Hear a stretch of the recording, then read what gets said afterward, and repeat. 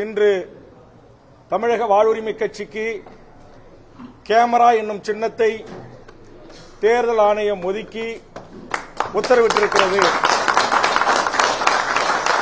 இதை எனதருமை பத்திரிகை ஊடக நண்பர்களுக்கு மகிழ்ச்சியாக நாங்கள் தெரிவித்துக் கொள்கிறோம். நம்ம சீனியர் போட்டோகிராபர், உங்க கேமரா கொஞ்சம் கொடுங்க. உங்க கேமரா தான்.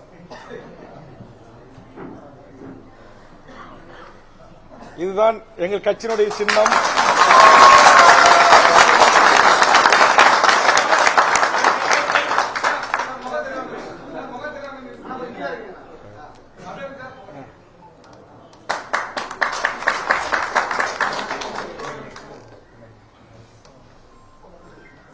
இது எங்கள் கட்சிக்கு கிடைத்திருக்கிறது.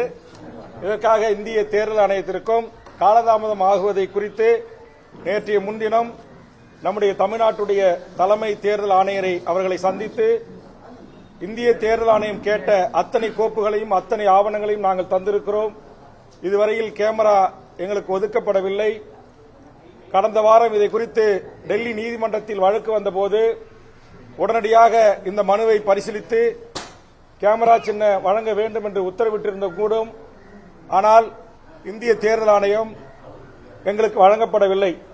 அதற்கு பிறகு உச்சநீதிமன்றத்தினுடைய மூத்த வழக்கறிஞர்களுடைய குழுவோடு அவசர வழக்காக பதிவு செய்யப்பட்டு நேற்றைய தினம் விசாரணைக்கு எடுத்துக் கொள்ளப்பட்டு இந்திய தேர்தல் ஆணையத்தின் சார்பாக அதனுடைய வழக்கறிஞர் பெருமக்களும் ஆஜராகி தமிழக வாழ்வுரிமை கட்சிக்கு நீங்கள் நோட் குறிப்பனுப்பிய அத்தனையும் அவர்கள் சரி செய்த பிறகும் ஏன் கேமரா சின்னம் ஒதுக்கப்படவில்லை? இன்றைக்கு தேதி 29, நாளை 30ஆம் தேதி மனு தாக்கல் தொடங்குகிறது. தமிழ்நாட்டில் 6ஆம் தேதி நிறைவு பெற இருக்கிறது. இடையில் 3-4 நாட்கள் அரசு விடுமுறை வருகிறது. இந்த சூழலில் தேர்தல் ஆணையம் காலதாமதம் செய்வது ஏற்புடையதல்ல.